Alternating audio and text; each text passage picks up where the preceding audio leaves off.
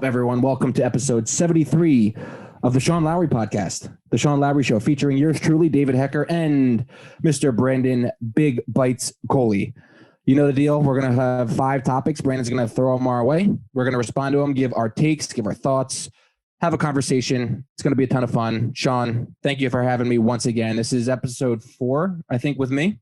Yep. I'm having fun with it, baby. Me too. Getting more comfortable every time. What's up? Awesome. So without further ado, Brandon, why don't you start us off? All right, y'all. Question number 1. What are your top 3 favorite anomalies? Anomalies. So this is something.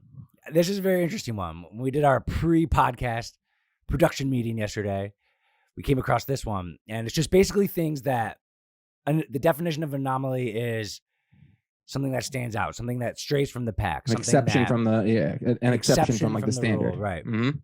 Right. So we were trying to think of 3 that like kind of make people be like, "Oh yeah, oh my god, that's true," or just very interesting ones that they're funny, they're interesting. So, all right, you go first. What's your first anomaly that you thought of? All right. I don't know which way to take this because there's a couple of ways, but I'll start with just a straightforward one. February. The month of February. So every single day in the calendar has 30 or 31 days.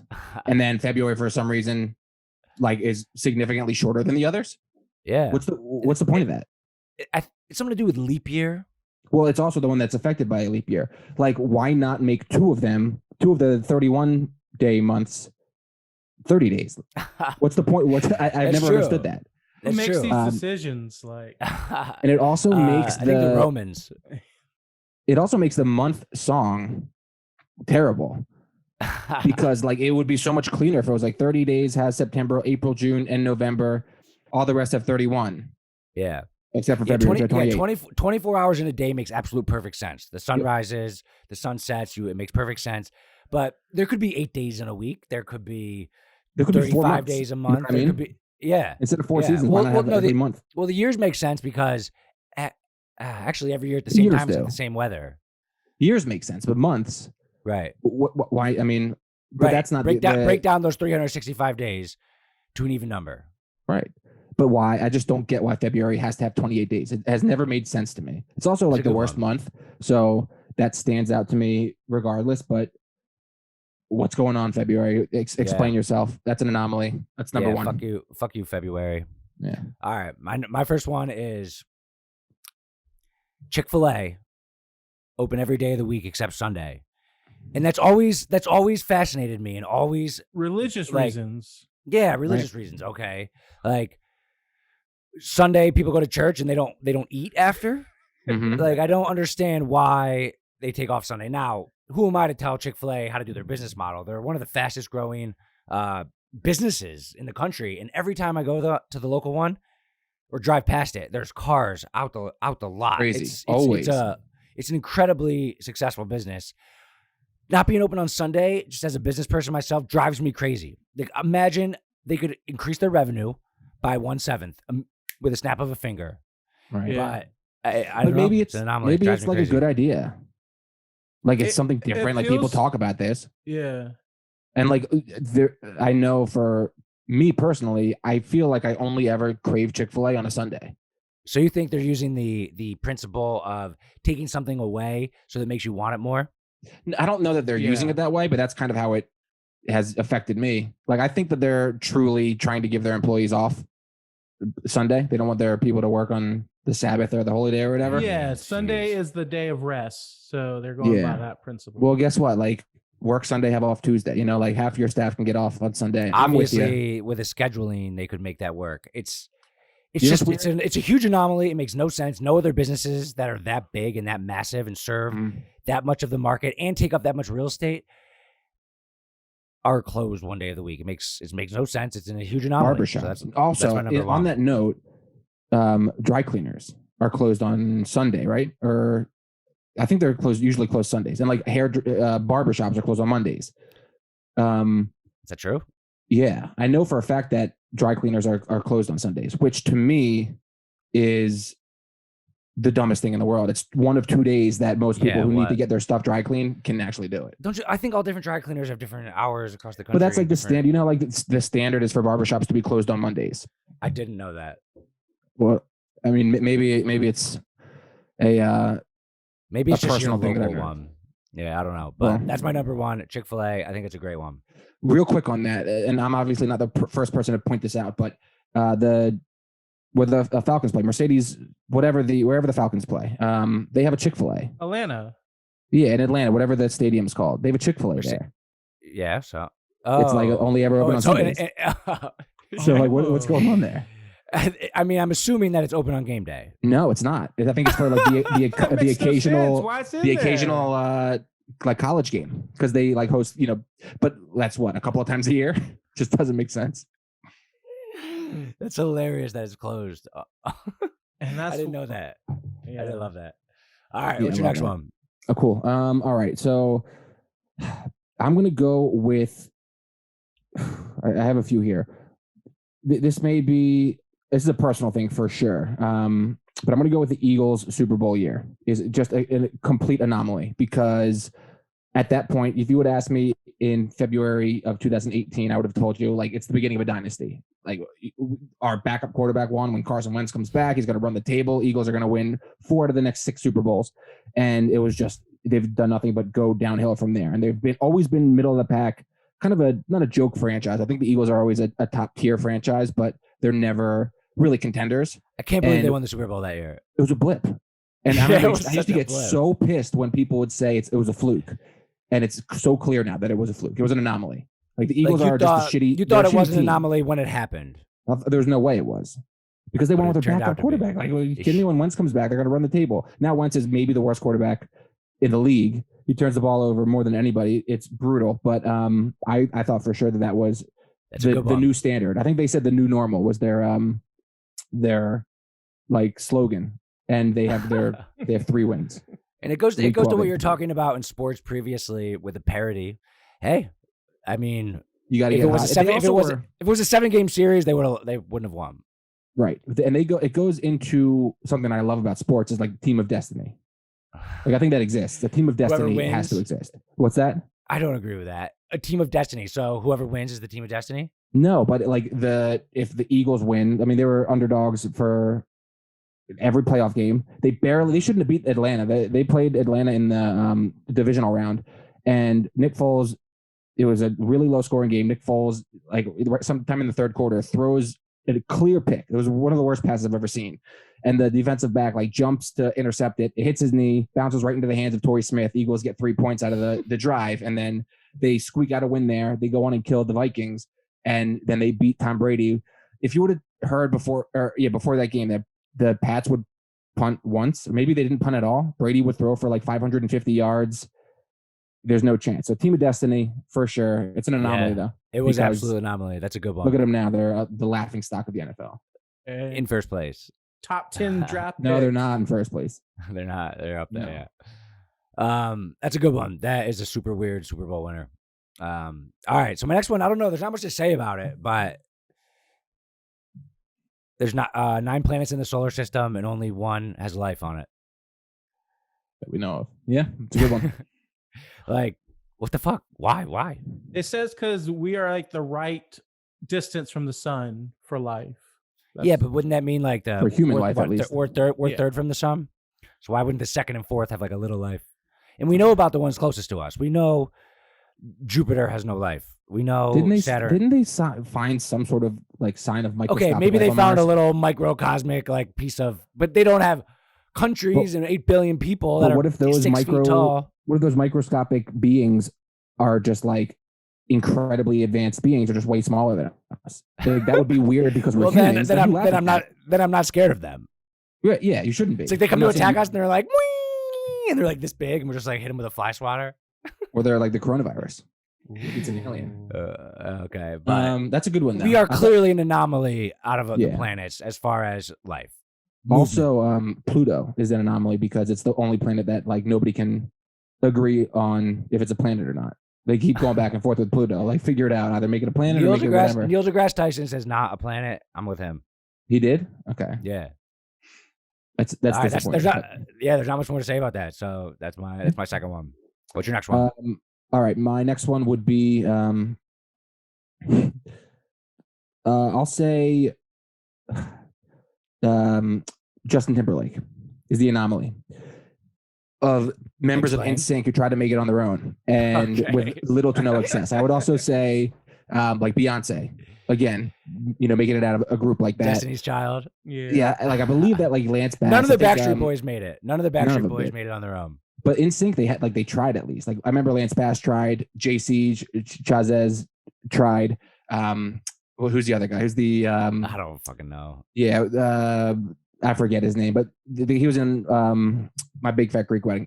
Anyway, they all tried to have a career outside of. They absolutely tried, and they just and Justin Timberlake's he's a superstar, huge star, like the most famous guy in the world. Saturday Night Live, late night talk shows, successful single albums, hits, Dick in the box, features.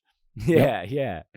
That's a good one. That's a huge anomaly, especially because they all tried, right? And they were all successful as a group. Yep. That's a massive anomaly. All right, my next one is I looked this up on the DEA website. Here's a list of the Schedule 1 drugs: heroin, ecstasy, meth, marijuana, and peyote. Meth. Which one's the anomaly? Which one's the anomaly? The one that like literally everyone does all the time and has been legalized in like a lot of states. And we did like every night in college and is very commonly used as part of culture and society, or the ones that kill you if you get like addicted to them. Yeah, that's a good one. It's a huge anomaly, and it's still Schedule 1, and then cocaine is in Schedule 2. Really? Yeah, cocaine, Vicodin, and OxyContin are Schedule 2. We just missed that window. I know, like before we were born in like the 80s, it was like everyone was doing it all the time. Like cocaine. Athletes, it was just like part of a training regimen. You know what I mean? And then they figured it out. Wow, yeah, that's another good one. I think that's a huge anomaly. Huge. But the thing that's interesting about marijuana, I think, is it's such a weird drug. It just affects everyone differently. Yeah. And there's tolerance. There's a tolerance element. But there's a tolerance element with everything. And it just affects some people freak the fuck out. Mm-hmm. Some people are just normal. Refuse to admit that they're wrong about it. That's the only reason it's a Schedule 1 drug now. Like logically, there's absolutely no argument that should be on the list with heroin and meth and all these other drugs. The only reason it could possibly be on there is because people are being stubborn and saying, well, no, it's a gateway. You know what I mean? It's just a bunch of baloney. Okay, if it's a gateway drug, it should be lower. Like right. Yeah, exactly.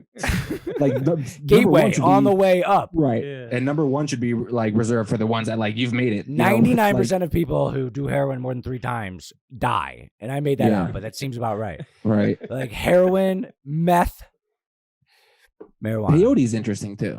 Yeah, well, like is that even like real? That's like the it's like Native ayahuasca Americans used to send people out on a mission when you're 15. Yeah, like Mexicans have the quinceañera. And Jewish people have bar mitzvahs, and the Native Americans have like a peyote session in the woods by yourself. Mm-hmm. It's probably the least fun of them. Yeah, I mean all good ones. Do you want to run through your honorable mentions? Okay. Yeah. All right. So my honorable mentions are Runts. The bananas in the candy are by far the worst one. Like the other ones are delicious, and the bananas are just like ugh. Yep, and then agreed. Actually, this other one, I thought about it, and I thought it was going to be a good one, but I looked it up, and it actually wasn't as good as I thought. College football conferences, they realigned, and there's like certain schools that are in conferences that make no sense. Yeah, they're not close to each other. Yeah, Syracuse is in the ACC. That's a little bit of a stretch. But when I looked at the map of all the conferences, they actually all were like in the same box. For the Big 12, that's like southwest, like Central, West Virginia's in the Big 12, and that's like kind of the furthest one out there on a map. But I thought that was going to be a great one, but there isn't that many good ones. There isn't that many that I thought were that big. And the last one's more of a trivia question and an anomaly, but there's 123 professional sports teams, and there's only 9 that don't end in an S that are the anomalies. Gonna guess the Heat, the Thunder. I mean, I can probably Heat, the Thunder, the Wild. Yeah, it's going to take a while, but I can. The Avalanche, the White Sox, the Red Sox, the Magic, the Lightning, and the Jazz. There you go. They're the only professional sports teams without an S at the end. Out of Mhm. 123, there's only 9. That's an anomaly. That was my runner-up because it wasn't that good. But so yeah, those were mine. I thought about this a lot, and It's hard. It's kind of hard. It's hard. Hard to think of.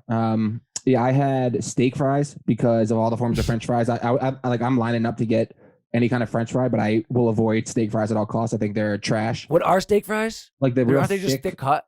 Yeah, they're terrible. There's no. They're kind of like potato wedges. Yeah, but not like they want to be potato wedges. They want to be French fries. They can't figure it out. It's the one. It's an anomaly on the list of French fries because I love all other French fries: curly, crinkle cut, shoestring. You name it, I love it. Hate steak fries. Okay. So I'll put that there. I also said Hawaii is an anomaly because it's the only like it, what like how did that even happen? It's a state that has no American history. It's an island, the only state that's just an island. To America, right? And like they have their own everything. Culture, and they're Polynesian. Mm-hmm. Right. So that's a good one. That's a good one. Also, Australia. Like when you look at continents, like I know Antarctica, but there's not really like civilization there. They're their own country. What? Australia. That's what but they're also a continent. That's why it's an anomaly. Yeah, that's pretty dope. That's pretty dope. They're their own continent and country. Yep. And then that's a good one. The last one, the fifth dentist that was asked in if they recommend Trident, because they always said 4 out of 5 dentists recommend you chew Trident, and the fifth guy was always like the hardo that had to buck the trend. I used to love those commercials. I think it was like Trident or some gum. They're like 4 out of 5 dentists recommend, and then they showed the fifth dentist would get like distracted and like fall off his chair. Yeah, exactly. He'd have a fly on his forehead and they'd slap him with it and he'd get knocked out. But yeah, that fifth dentist was always the anomaly. Damn. Yeah. All right. Those are good ones. Those are hard to think of. Yeah. Anomalies. All right. Are you ready? All right. Question 2. All right, David and Sean, bring a new story and talk about it. Open-ended. All right. You want me to kick this one off? Kick it off. So I don't know if you have been keeping up with this at all, but do you know about that monolith or whatever, that statue that popped up in Utah? No. No. All right. So long story short, a statue. There was so it's this steel monolith, they're calling it, that like popped up in the middle of the desert in Utah, and like middle of a remote desert. It's not like near park rangers, but they found it because they were doing a wildlife survey in a helicopter. How big is the statue? Like 10 feet or something. 10 feet? Yeah, it's a big steel statue. That's big as fuck.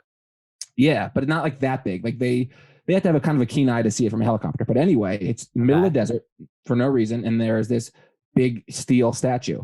Nobody knows how it got there, and it was there for like a couple of days, maybe a week or something, and then overnight it just disappeared one day.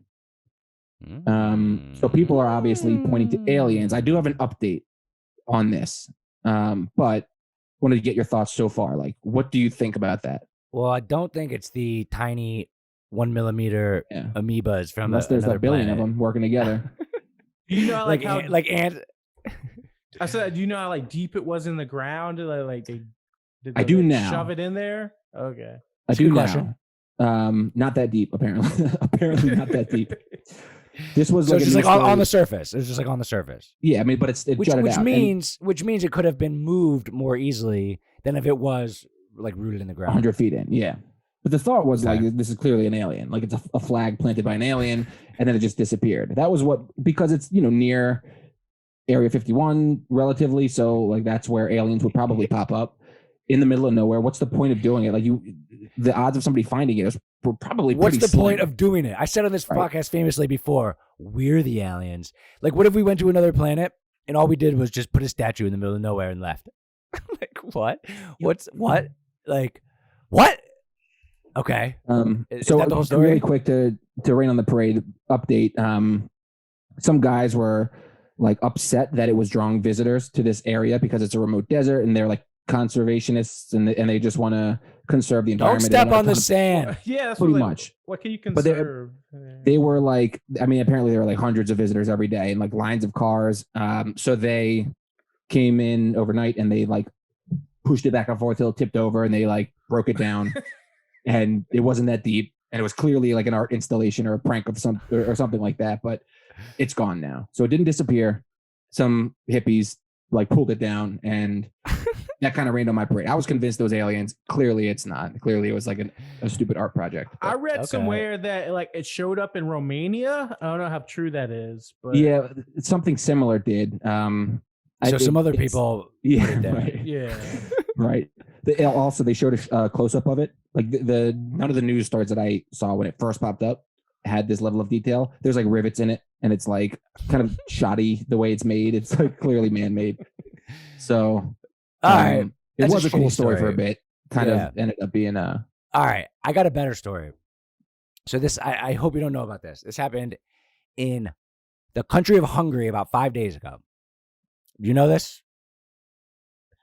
All right, so there's this politician named Josef Szajer. I don't know how to say his name.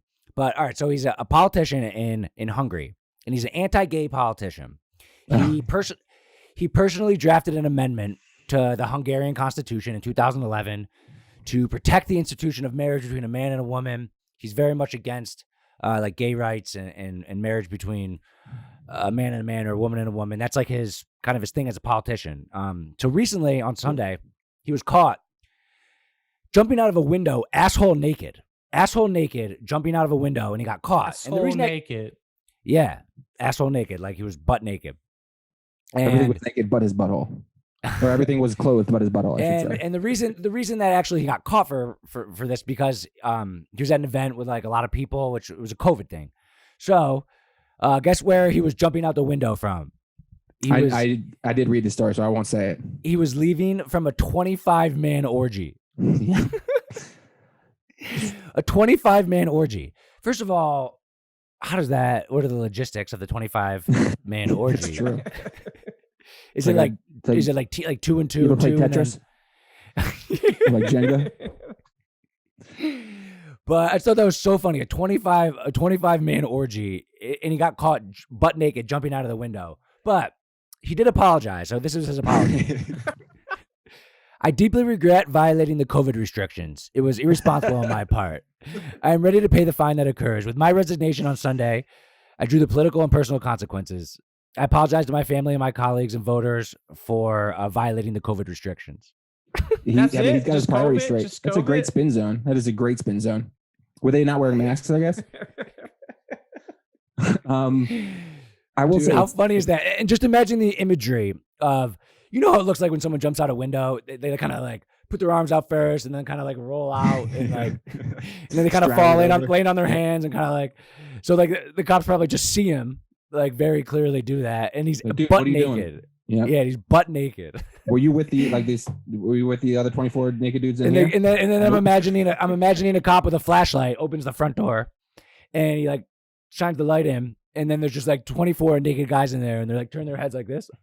Yeah, and the politician goes, "Oh my God, you're all arrested." Yeah, exactly.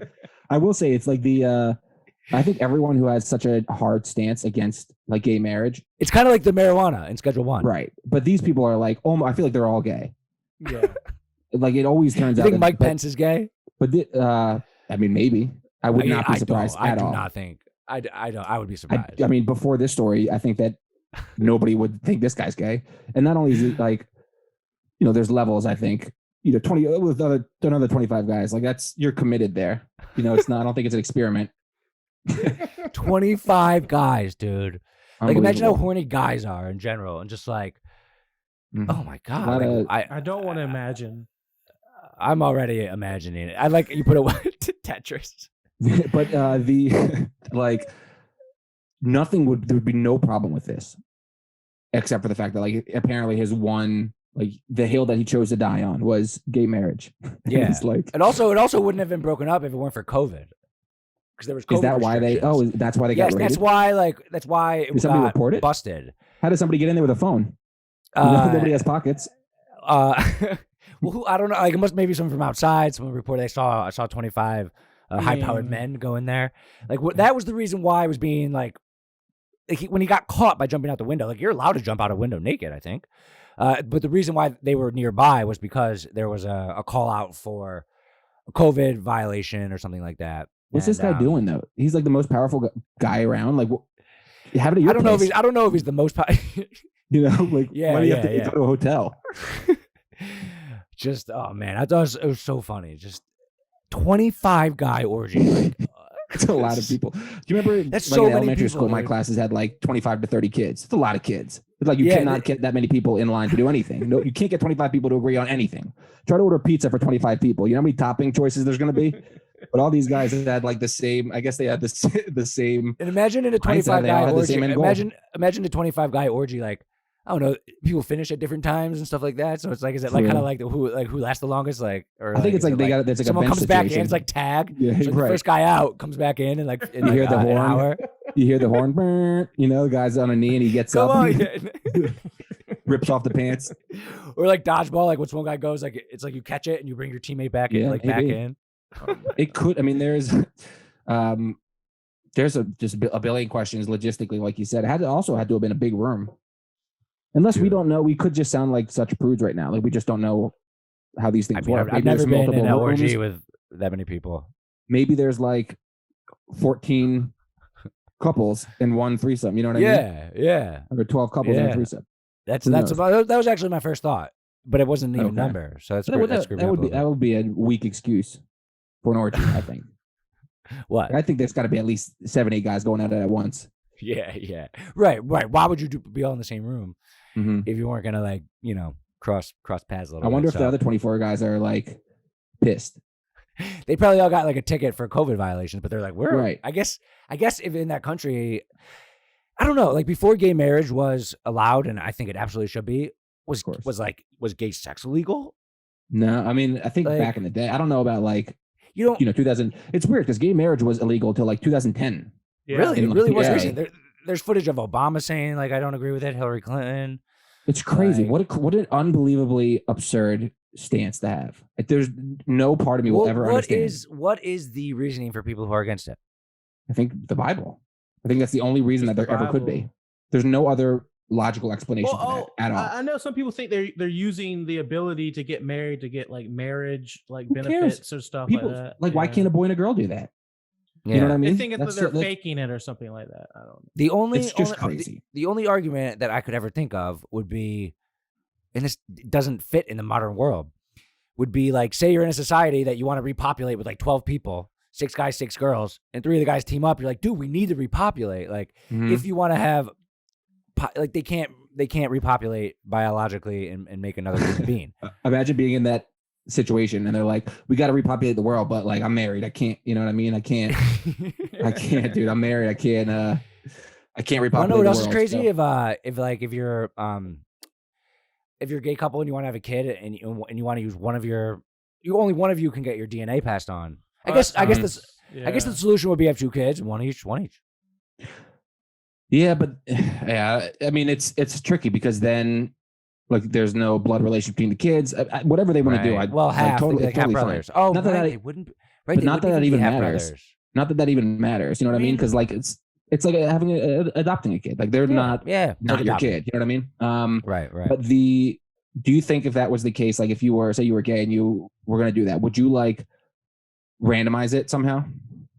Like put both your guys' sperm into like a vial and shake it up or something? That's a good idea. But I would be the whole time ever after the kid was born, I would just be thinking, is that mine or is that his? Is it mine or is it his? And then like all of a sudden he like, I don't know, like picks up a basketball and you like basketball. You're like, it's mine. Yeah. Like I would need to know. I would be so maybe I would want to. I could see that too. So maybe they decide together. Maybe it's like one person feels more strongly about it. I don't know. I will say it seems to me that like decisions like that are like the gay guys that I know are like better suited to make those decisions. They're like more level-headed. They're rational because they probably had to deal with such a difficult like quandary, dilemma kind of in their I'm own sure head in the community they discuss these things, and it's crazy though. It is crazy. Yeah. It is crazy. What a story. It's also, yeah. Whew. All right. I think my story is better than your story. Yeah, I mean, for sure. My story was, it started out as like a 6. It started out as like, oh, this is it. I could have omitted the last piece, but like, I would have felt like I had no integrity if I did that. So definitely not aliens, but it was fun to believe for a little while. I do believe in aliens. Dude, I mean, I actually don't. And I don't It's know. crazy. Everyone always says the common answer to the most basic answer to the question is, of course, I'd be stupid if I didn't believe that there's like other life out there. I'm going against the grain on that. Like, what fucking evidence is there that there's aliens? Like, why can't we be the first ones? The pyramids. We're going to Mars. I mean, We know humans nothing could about have- space, though, dude. We know nothing about space. We're going to Mars. mean- Mars is like so close when you're looking at the grand. But like, scheme of say we things. populate Mars, and then another couple hundred years, we go a little further out, and then we're the aliens for some other. I don't know. For sure. I think we're the most advanced civilization in the galaxy. We're so lucky. yeah. Obviously, I don't know, but Mhm. that is my. In 5,000 years, when you look back on this podcast and we find out that this is true, pull up this clip. Here's a interesting, in one of Little Dicky's songs, he mentions like, he's talking about aliens, and he's like, why can't God fuck with aliens? Like, why if that's the what do you argument mean? against aliens, like why can't, I think he says like, why can't Earth just be like a side project? Or like, why Sure. can't there be other, you know what I I mean? mean, right. It's basically the same thing as I'd be naive to think there's not other life out there. Like, yeah, I get Right. that argument. It's true. I mean, right. We don't know. We There's just no don't proof. know.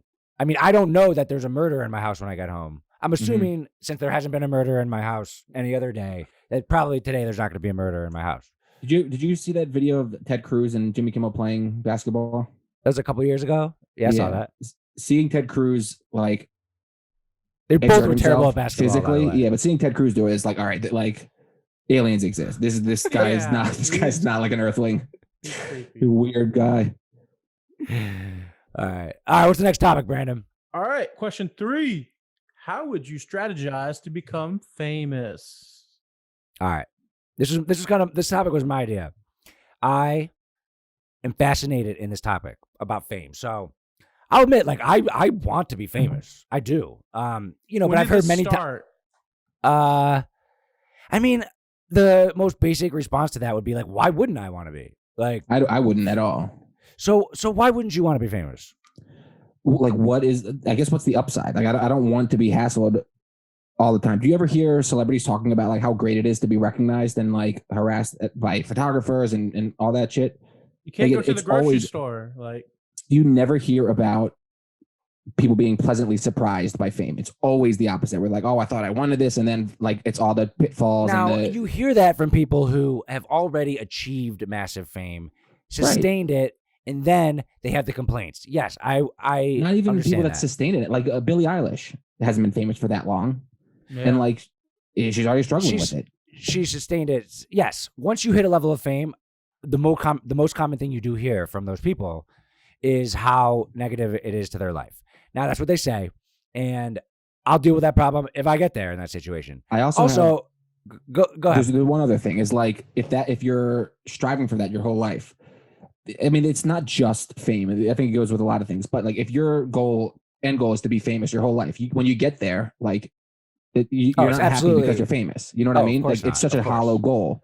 So course like, not. you're gonna always, when you get there, you're always gonna feel like shit. Like I thought this would make me happy, and it doesn't. And that course, would like of bring course. on a whole. And I understand so, that. Those are important. And there's levels too. There's like people who are famous in small communities and things like that. But I have a take on that. But real quick, long story short, college Dub Fest. I started a big festival. It was just on Facebook. The whole community got involved. The news hit me up and they wanted to have me come on the news. And I said, no, I'm not going on the news. You said, no, man, I want to go on the news. And so I remember I called up NBC and I said, I'll only be able to come on the news if I can bring my friend David. Seemed like you wanted Did- fame at that point. Yeah. Well, so fame, Right. being I mean, on that, the there's 10 o'clock levels of news.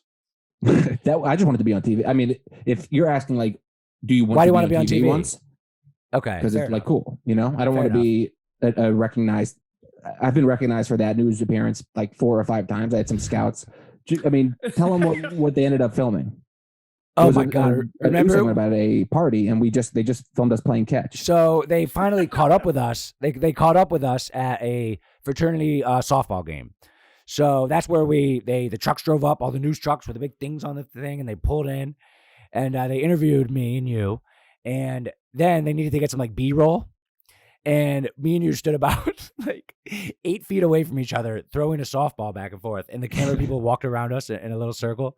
Yep. By the way, they never played that B-roll on the clip. No.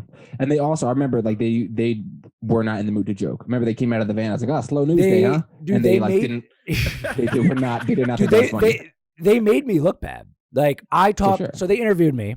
I talked for probably 3.5 minutes and they played a 10-second clip and it was the most embarrassing thing. They picked the worst 10 seconds. Okay. Yeah. I think you so said like, you just want everyone to act nice.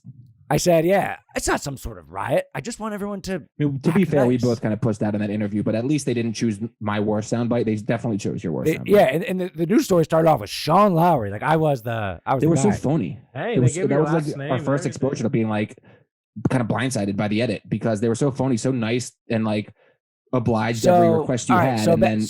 So back to the topic. This is the closest I've got to like fame, right? And I'm not Hollywood. It's in the local. So that 2 months where that was going on, I was famous in this little town, right? Like I had the guy at the blog ripping on me, the news coming at me. Every time I saw someone, they would ask me about it. It was very enjoyable.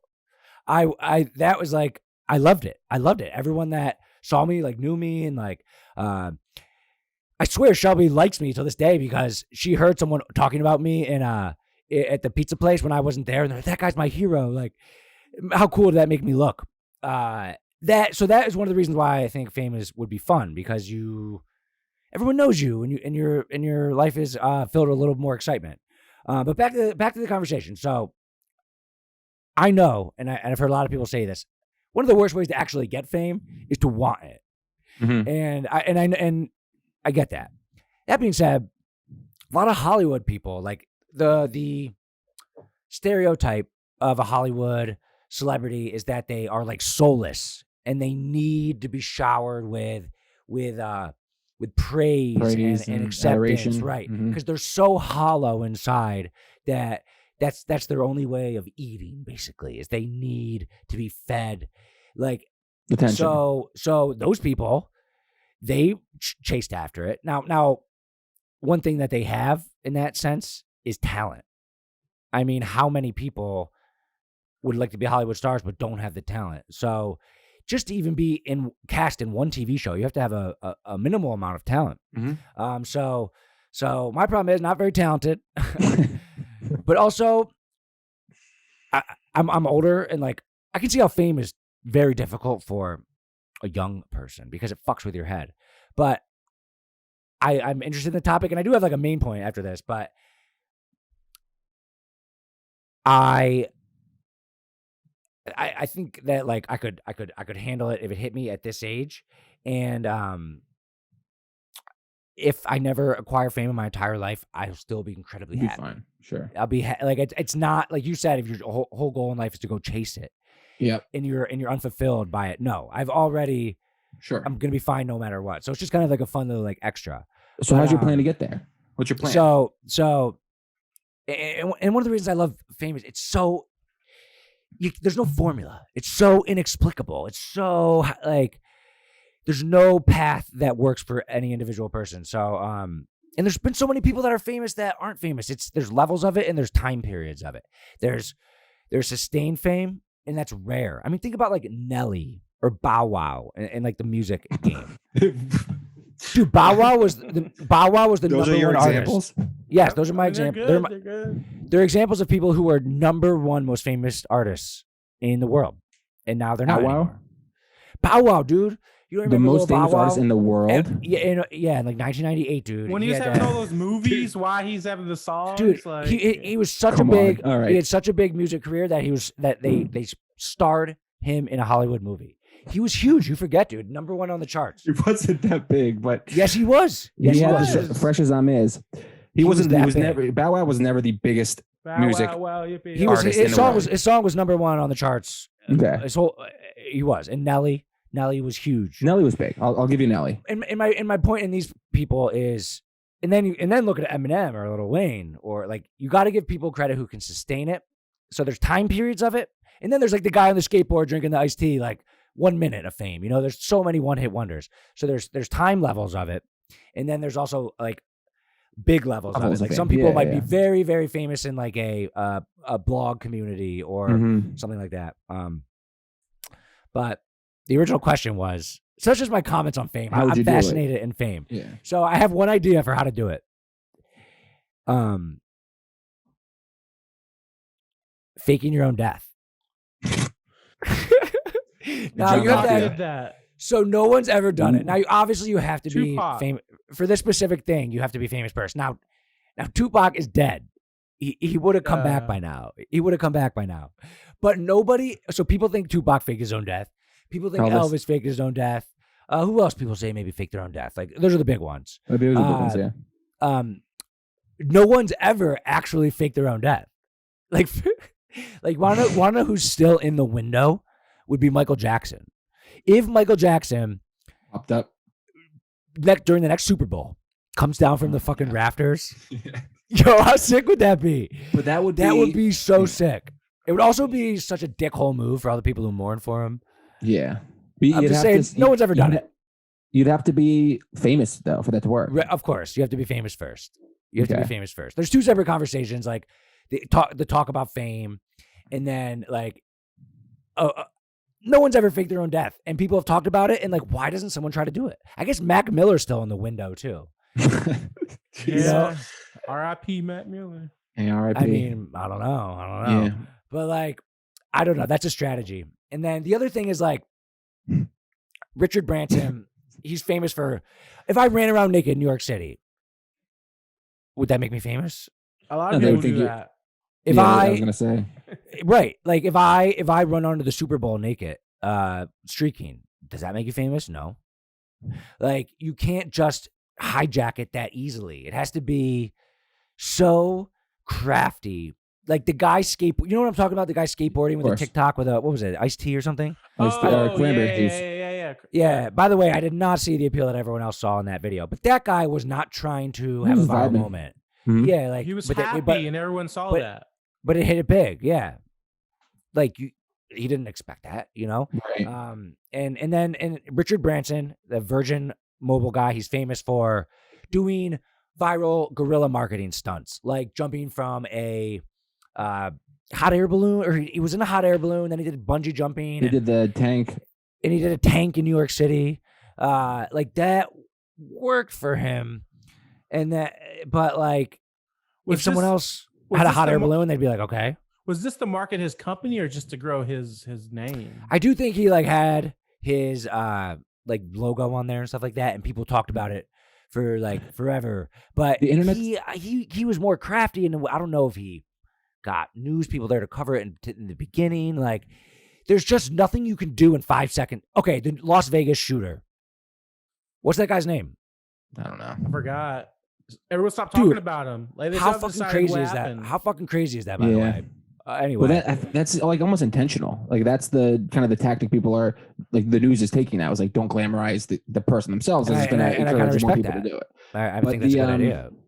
Like the internet's too to get this doesn't have to do with the shooter, but the internet's too like skeptical now. It's too smart to know when something's phony, a marketing campaign or not. And it's too broad. Yeah. And it's too broad. So, I mean, I think the best way is to slowly but surely build up a little audience. I mean, my company, United Monograms, I wouldn't say we're famous, but we have a huge loyal following. Like, I can't believe how many people love this brand. Like, we start it little by little. Every week we do a live video and we show products. Like, it's slow and sustained. And you have to, like, in the podcasting world, they talk about the best thing to do is start with a niche and build an audience. Get 3 people who listen to all your podcasts, then get 8. And then hopefully maybe you're going to be at 15, 19. And it's about depth over width. If you want to build your brand, and this is like business strategy, like it is more important to have depth. 8 people who are obsessed with you rather than it is to have 41 people who kind of chime in once in a while. Like depth is a better way to grow than width. And if you start with depth, then you can like build off it. And I think that is, if there is a formula for fame or success or building a brand, whether it be personal or business, it is starting with one person, starting with depth, understanding exactly what you do, what value you provide. I don't know, maybe that's one of the problems of like my podcast a little bit is if you want to be a personal brand, and it's easier for Joe Rogan to start his podcast because he was already famous from Fear Factor and he was kind of in Hollywood a little bit. People knew him. That gives him a reason to listen. Like calling this the Sean Lowery Show, no one knows who the hell I am. So like it's going to take a long, sustained time for anyone like to get to know you. Now I could have called this podcast like another strategy would be starting a podcast about the most delicious craft beers in the Southeast, and then and then there's like 46 people who are really interested in that topic who listen to every single one of yours, right? So, but then if you start doing about whiskey, and then you start doing it about skydiving, then you start doing it about aliens, maybe those people like you enough that they'll listen. But what do they like, you, or do they like the content?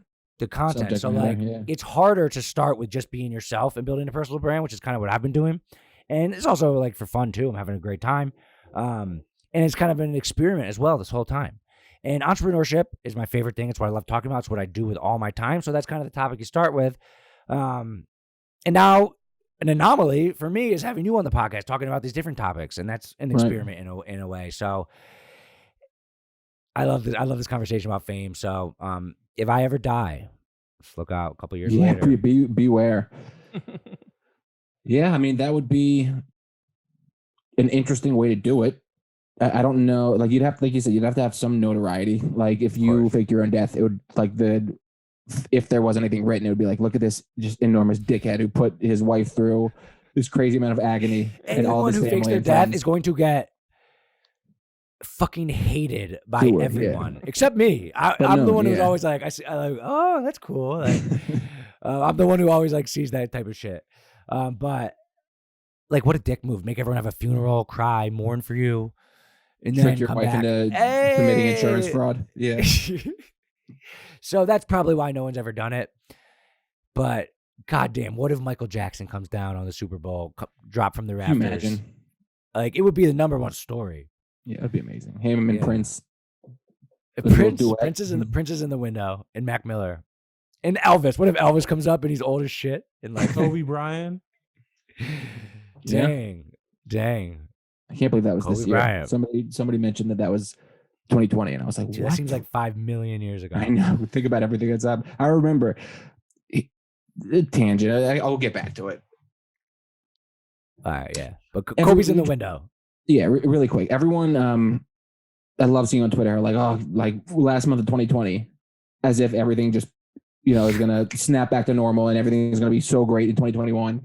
Every year since like 2015, I remember like on New Year's Eve, it's like, oh, thank God we're getting rid of it. Like no year could possibly be worse.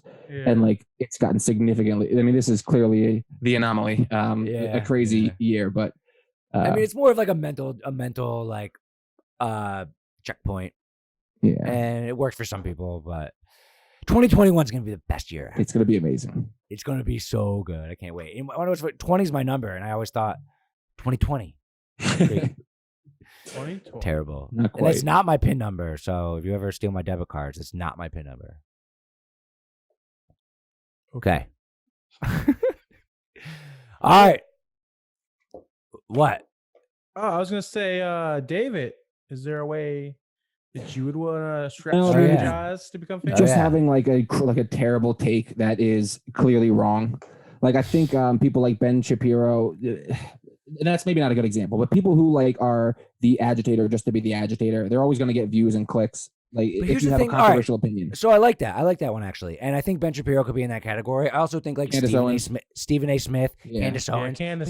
But here's the thing about that people don't understand, and I think you probably understand this.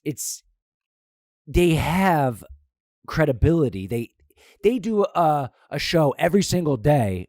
For example, Ben Shapiro does every single day. And the one thing that gets pulled out that's part of the public that day is his one hot take or something like that. But I can't just go on and say one hot take if I never said anything. It wouldn't have the same meaning. Like the people who are known as hot take people, and I could, if I wanted to go on TV, say hot takes, I could get famous. No, you couldn't, because the reason why those are hot takes is because of who they are and the stability that they have in all the other content that they do throughout all the other time. Ben Shapiro does a show every day. He's smart. He has a lot of good points. I agree with Ben Shapiro on a lot of stuff. I like listening to him. He's such a little wiener. He's such a little wiener. That's a perfect way to describe I think him. that's why he's part of his appeal is that he's so punchable. He's just such a wiener, and everything about it is like. But he went cringy. viral. He went viral when he did the WAP thing. Right, and that was intentional. P-word. That was definitely intentional. I mean, it fits his brand. It fits his brand. They also did you see the thing they were talking about? Harry Styles, the artist, he like wore a dress. Girl. Yeah, like imagine having like they're so over the top in their opinions. Like this Candace is the Owens, death of masculinity. Yeah. Candace Owens said it, and then she said it's the death of masculinity, and that was a headline. It's like, come on, like. That is such a. He just wore a dress once for his photo shoot. It's such pandering. So first of all, Harry Styles tried to break through by going on front of a magazine wearing a dress. Well, he's already like a global icon. What band? Harry Styles exactly. Like what band? One Direction. One Direction. Okay. Exactly, and that goes to you have to be something first for your hot take or your crazy thing to mean anything. But how soft is that take? The death of masculinity. I agree, 100%. But Harry Styles did that also to get attention. He's making a statement, yeah, of course. But he was on like Vogue or GQ or some like. He was on the front of a big ass magazine in a dress. You expect everyone to just be like, "Oh, nice dress." It was like some people are going to be like, "What the fuck is he wearing a dress for?" Fashion line of like. It's super weird that he wore that dress. But he did it to get attention. People have been doing that forever. Dennis Rodman was doing it. And it got a lot of attention. Yeah, right. But there has not been a lot of pop stars on the front of magazines wearing dresses. He did it for attention and fame. And then the hot take on it, I agree, is so dramatic. But like he was asking for it. I mean, he wore a silly dress on a front of a magazine, and then when they come out with that hot take, like was that not what he was trying to like pull from? Was he not trying to get attention by wearing a dress? Reaction, yeah, sure. Of course, he was trying to get a reaction, so he gets the reaction, and then that's over the top. They're equally crazy, like. But the guy who wore the dress in front of the magazine started it, like. And so, can I wear a dress and take a picture and post it on my Instagram and get famous? No. Not like. Because so many people do that, but you're not a global icon like he is. You know what I mean? He's like top 5, top 10 famous guys. Of course. So there is much more. Anyone who wants to boil it down to, okay, how to get famous, wear a dress. How to get famous, have a hot take. How to get famous, drive through Times Square naked in a truck. Doesn't work. It's that's why I'm so fascinated in the topic, because of the craft of it. Yep. Hell yeah. All right. Question 4: TV and movie reboots, are they a good idea? Are we running out of original content? It's the new thing. Not even that new. It's been happening for so long, but it seems like every other show is a reboot. I guess there's like a difference between a reboot and a like rebirth or whatever you want to call it. You know what I mean? Yes. And that's like a big thing for me, is like the difference there. So if it's like Boy Meets World is a great show. One of my favorite shows as a kid. They didn't reboot that show because it wasn't the same cast. It wasn't like the same. It wasn't a remake. It was a.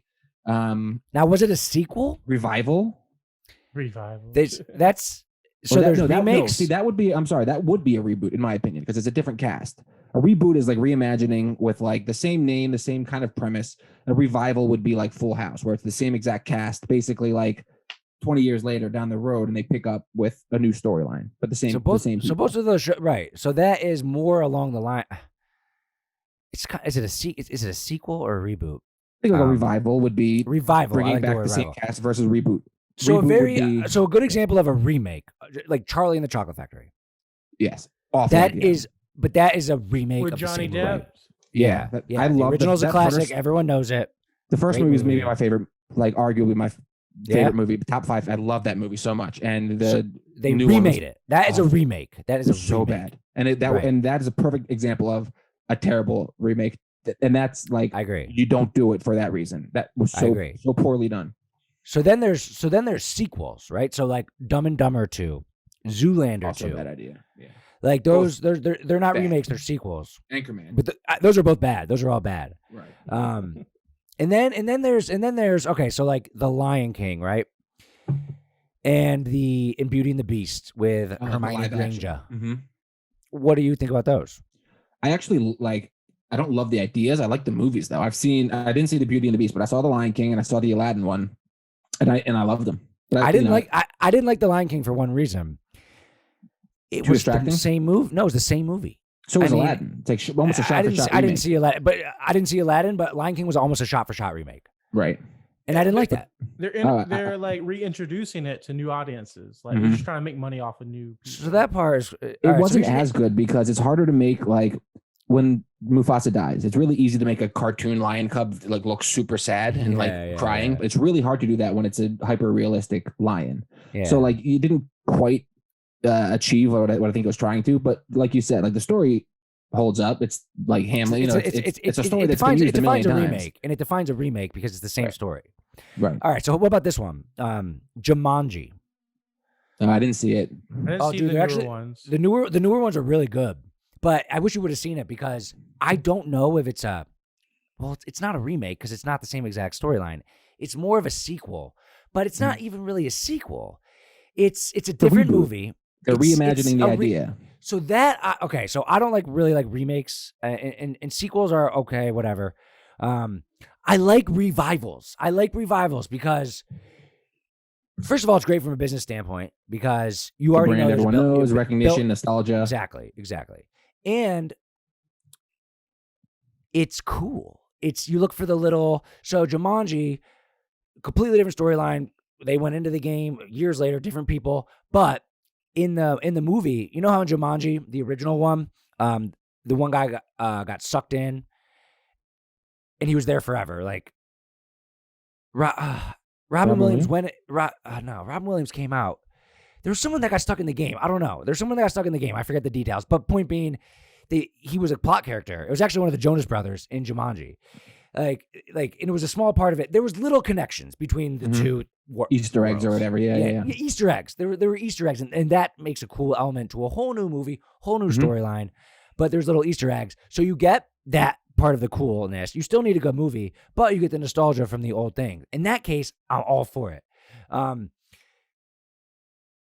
like the familiarity, and so I think Charlie and the Chocolate Factory is a great example of a movie that everyone knew, did a remake. No good. Do you know that The Parent Trap was a remake? Mm-hmm. Did you know that A Star is Born with Lady Gaga? Yeah, there's been 3 of those. That was a remake. That was the 3rd remake, yeah. So or second. I like a remake of an old movie that I never would have known about.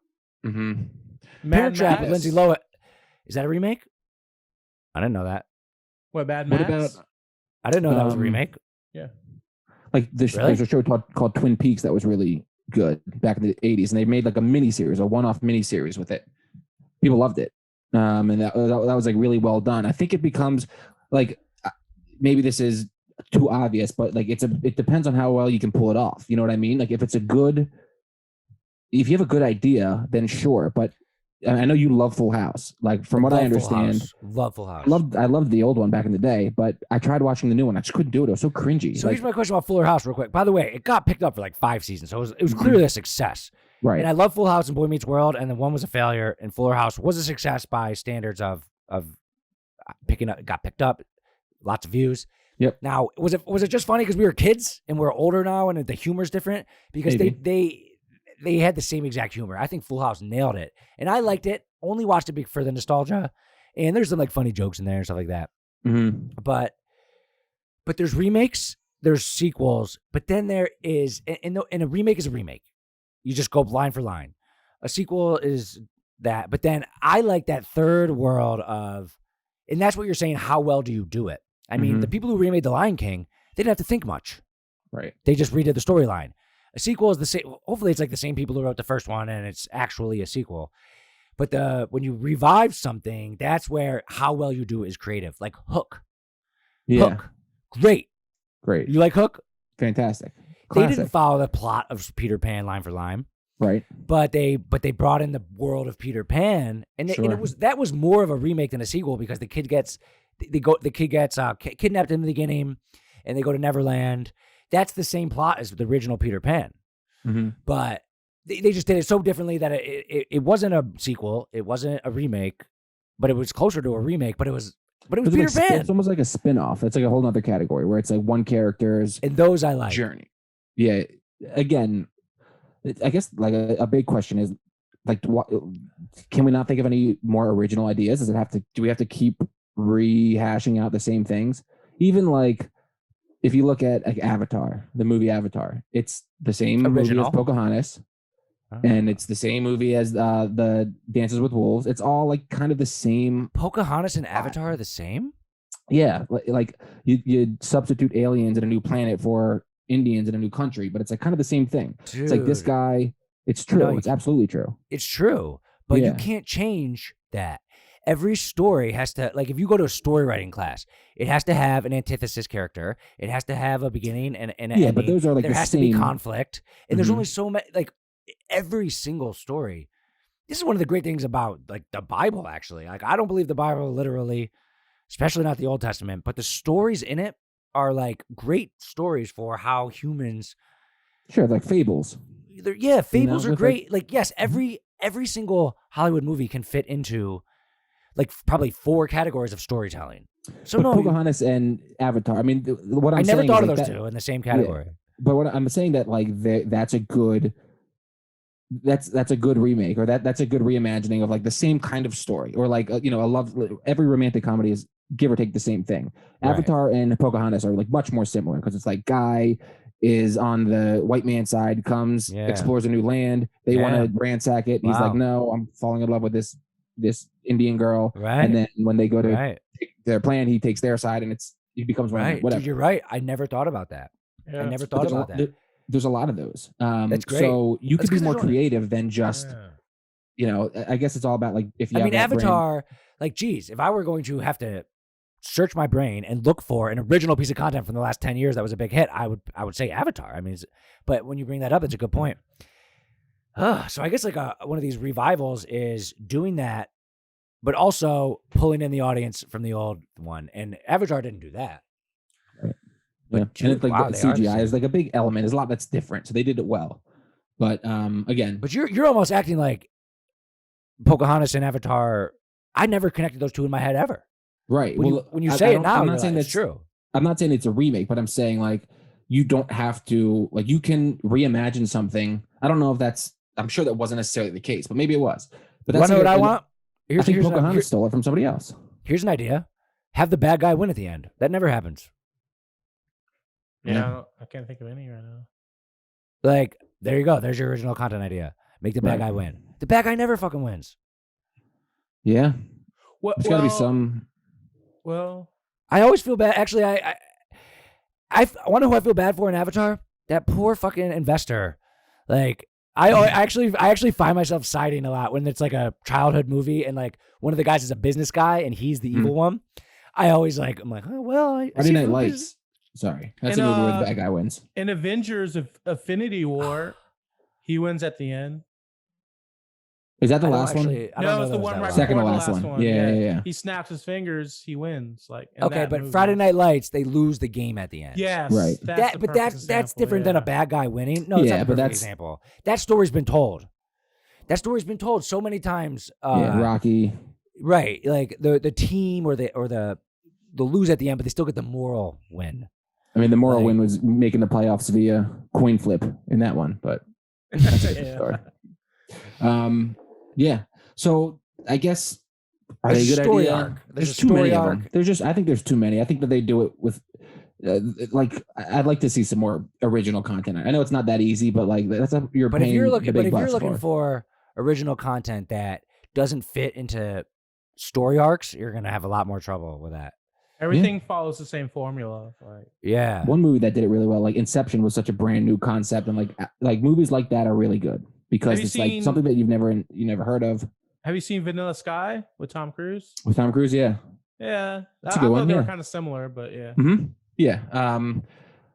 And maybe look at more book adaptations. I don't know. It's just there seems to be a lot. Maybe it's the trend, but like Roseanne, Will and Grace, they're doing so many. Whatever. It's like tired. I think the Gilmore Girls or the Gossip Girls or whatever it's called. They rebooted. Yeah. It seems to be popping up everywhere. I'm not a huge fan. I'd like some more original stuff. And I know it's not that easy, but if it's done well, sure. Right. My main point on this topic is I like when you pull the old audience but do an original thing, like the Cinderella story, like The Mandalorian. I asked, do you watch that? Yeah. I don't watch it, but I know about it. But it's like a perfect example of this. Perfect example of what I'm saying. And it's like that universe. Like You know, I, bring in I, that- I would never watch The Mandalorian, and I haven't, but I would. But the reason I would is because Yoda's in it.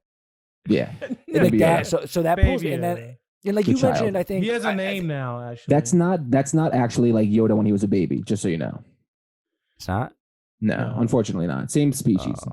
Very he has cute a guy, name though. now. Last episode, they gave him a name. Really? Yeah. Is Gotta it? watch Does he it. talk? Is it Broda? What is it? What's his name? Grugar. Spoiler alert: Grugar. Gruger. Like Oh, I'm never gonna watch it now. I'm never gonna watch it. Broda's a good idea. That would be a great Groger, movie. Something like that. Yoda, Brogan? but like in his like 20s, and he's just a Broda? total bro. And he just like loves working out and gym tan laundry. He's just like a total bro. See, that. There you go. Print that. Make that a screenplay, and I'll be happy. All right. Broda, and then the bad guy wins at the end, and Broda gets shot in the head. Right. Shot in the lightsaber in the head. Yeah, and then he just disappears like Obi-Wan Kenobi. He's just invisible. He's coming back You- apparently. Even though the stormtroopers get shot and they fall over, but Obi-Wan gets hit and he just disappears. What about like parodies, like spoofs, like Spaceballs is one of my favorite Dude, I movies. fucking love those. Yeah, I great. love parodies. Hard to do love well it. though. I love what's been a recent parody. I mean, the scary movies. Yeah, The Those are humor's so got good. the humor's The first gotten a little. couple. It's gotten a little slapstick for me. I think maybe as I got older, or even for you, that's saying yeah, something. even for me. But the first scary movies, Yeah, oh my first god, couple. I could First- not. first I three literally were couldn't really breathe. good. I literally Yeah. couldn't breathe. And then not another teen movie. Mhm. Couldn't Great. breathe, laughing so Fantastic. hard the entire time. Yep. I love parodies. My favorite thing in the world is just like making fun of things and roasting and like, and Yeah. a parody is kind of that. Spaceballs is like a Spaceballs absolute is great. classic. It was so funny. Still holds up. What are we selling? Spaceballs merchandise. That's like my favorite Spaceballs part. the flamethrower. The kids love this Yeah. one. Spaceballs the lunchbox. The ring is butt kiss. A guy in a Cracker Jack box. Oh man. All right, now, dude, this has been a good episode. I like these topics, Yeah, but yeah. we are not even close to done. So, No. Guess What's what's next? next? what's next? It's David's videos of the week. So I have one this week, and it's short, and it's near and dear to my heart because I actually captured this video myself. So just to set it up, the host of this podcast, Sean Lowery, was married. Unfortunately, I wasn't able to attend, which still breaks my heart. But he was married, supposed to be in April. So in February, right before craziness ensued, we had no idea. How crazy to think back at that time because we were completely unaware. But for the Super Bowl, a bunch of us, we rented a house in Atlantic City. Had some drinks, got out of hand a little bit, and we really saw Sean come into his own as a prop comic.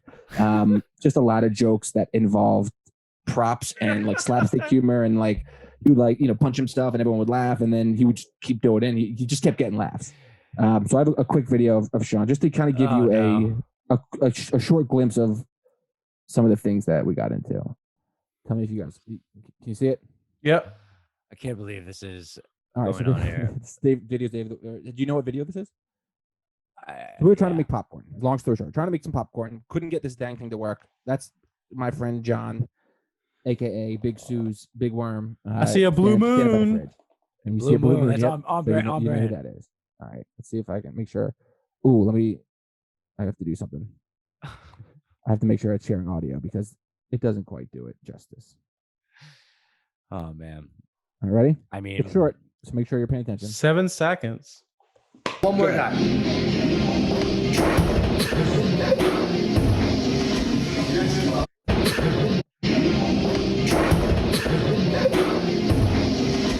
dude, look at the house back there. Look at the house. Look at the house. We need to go frame by frame. Look at people's faces. Dude, there's like so many more of those from this night. Like I fought my Yeah. one friend Menyo with a broomstick, and I swung at him, and I missed, and I hit the trash can and went flying in the air.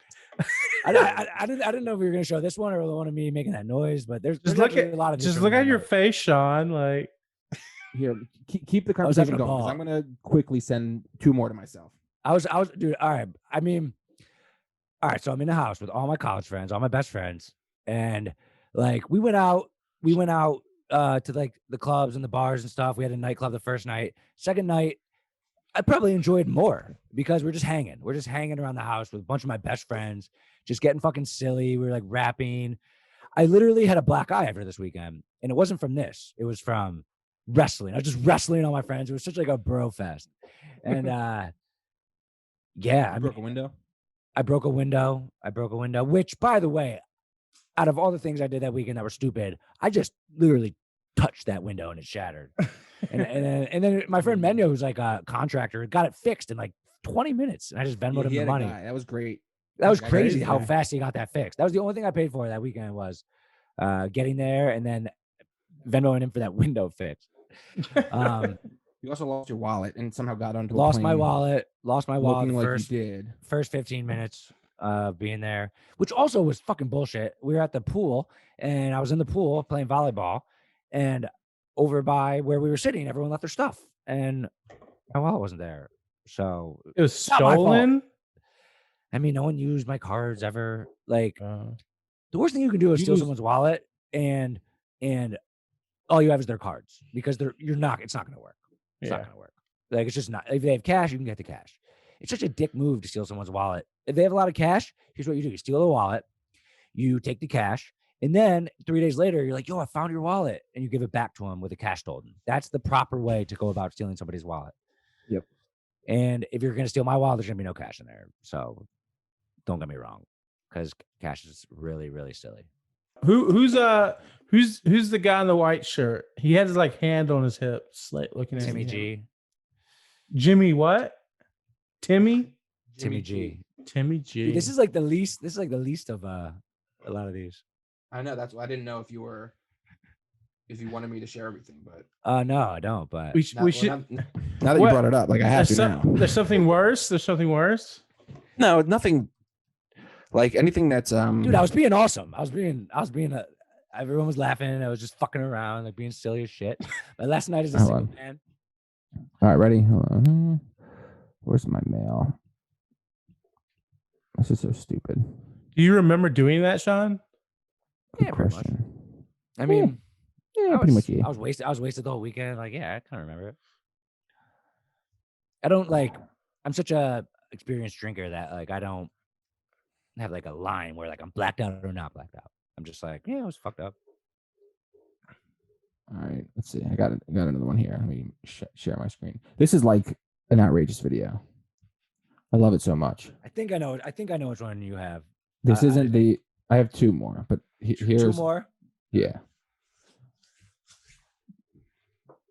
And I'm gonna get them all. Even in college, like, remember I would always have you guys hit me as hard as you could with a pillow, and then slap me as hard as you could. The one day Brandon comes into my office and he's like, yo, I need to wake up, slap me. I was like, all right. I got out of my chair and Brandon goes scurrying off. Because I knew in your eyes you were going to do it. Like. I was 100% going to slap you. All right, God, I can't believe this is on here. This is a great one. This is where you got your black eye? This actually isn't. It has to be. It has to be around here. Sean was getting absolutely I actually got my murdered black by. eye upstairs.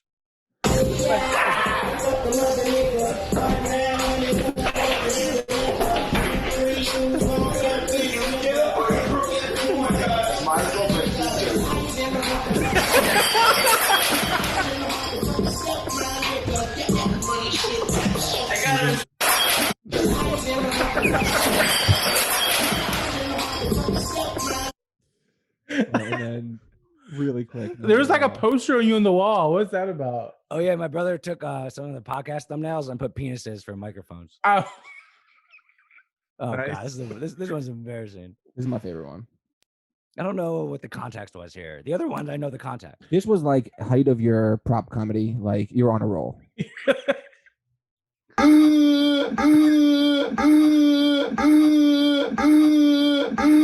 All right, you made a GIF out of it. All right, we get it. The sound, I can't breathe. Maybe that's the intro for next time. Okay, that was just 1 second, and then he makes a GIF out of it. The sound. Do it one more time. One more time. There was context to this. I completely forgot what it was. But the funniest part is I got my shirt unbuttoned and I got the jacket on. One more time. Hold on, I think I closed out of it. Nope, here it is. Oh, dude. I mean, we don't need to see it one more time. I couldn't breathe. Like, why did I do that though? Like, I don't know why you brought this up. Like, I was content showing just one video, and you're like, "Oh, I thought you were going to show these two." I mean, it's like, all right, let me show these two really quick. All right. No, this is we saw it. We saw it. All right. Oh my god.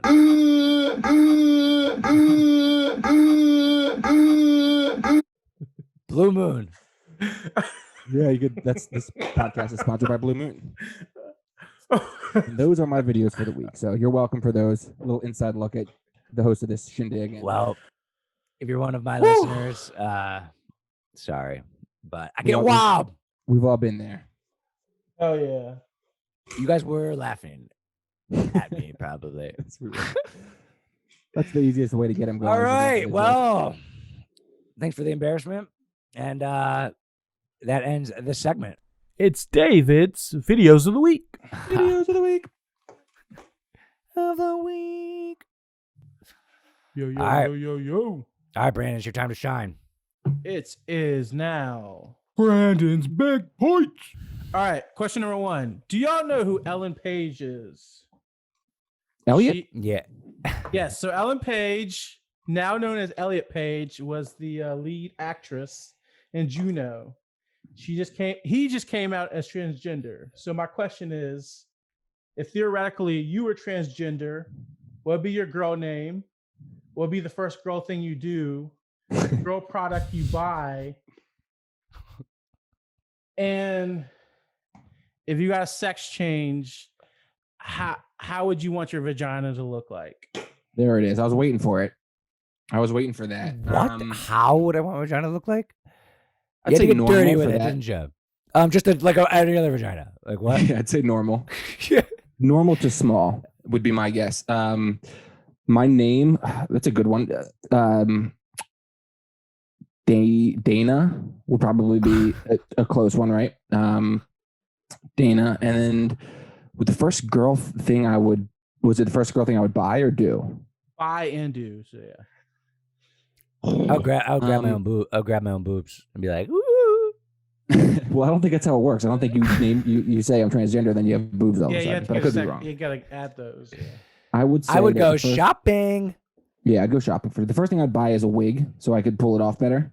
And the first thing that I would do is take a bath. I love taking baths, but like I can't really do it as much as I'd like because it feels, I can't do it now because I don't have a lot of time. But if I was a girl, I'd be in the bathtub all the time, bubble baths all day.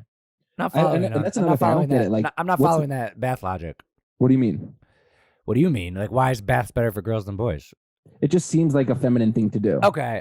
So All I'd feel more comfortable. And not that I really give a shit. But like I don't take bubble baths. I'd like to take a bubble bath, right. light some candles. And I would like, get my really, nails done. I'd get my nails done. Yeah, I mean anything like pamper myself, anything relaxing, nails, bath, whatever it is. I would like. I would just really have a big bag of chocolate and just go crazy and watch get a rom-coms. pint of ice cream, watch Bridget Jones' Diary, and just really me out, if you know what I mean. Oh man, Get to know me. Yeah, I mean, right. What's gonna be your name, Sean?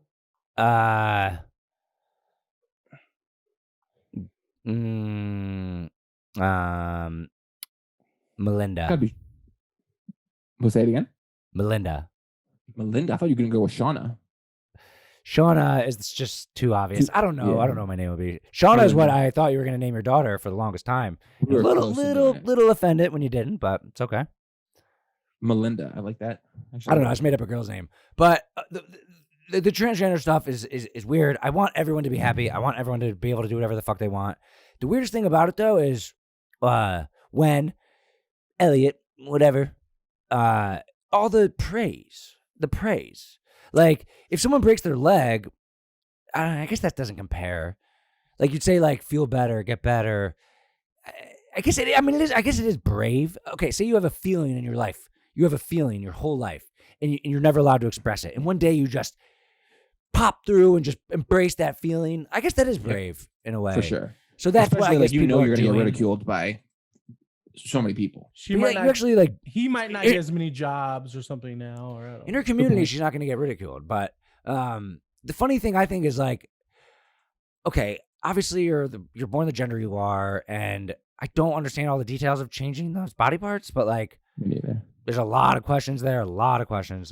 Sure. But the funny thing is like if you, and I think I heard something about this with Ellen or Elliot. It's like, she was a lesbian, right? Yes, she's married. So she was a lesbian. So now she's a straight woman. Is that right? No, she's a straight man. Oh yeah, a straight man. Same with or no? Because I just think it's funny if you like if you switch. So she was gay. Like she likes girls. She I think she turned was previously. out- She's married to a woman, so now she's the guy. So she's She's a the straight guy. man. Okay. Yeah, straight man. So it's like no, it's not. I was gonna say Jenner, Caitlyn Jenner likes girls. So like it has nothing to do with his sexuality. It's just that he wants to be a girl as well. So he feels always like he like is a so he girl. always like no matter who he was. Right. He's always He liked always girls. liked girls. I mean, at least that's like consistent, I guess. But now he's a lesbian. So now he's a lesbian Right. transgender. Exactly. It's like I mean, he it's got silly. there. I mean, I don't. It's hard to understand. It's hard to understand. Of course, it's hard to understand. And But you feel for these people. Like I know like the suicide rate, for instance, is like astronomically high for people that are, especially in kids. It's really sad.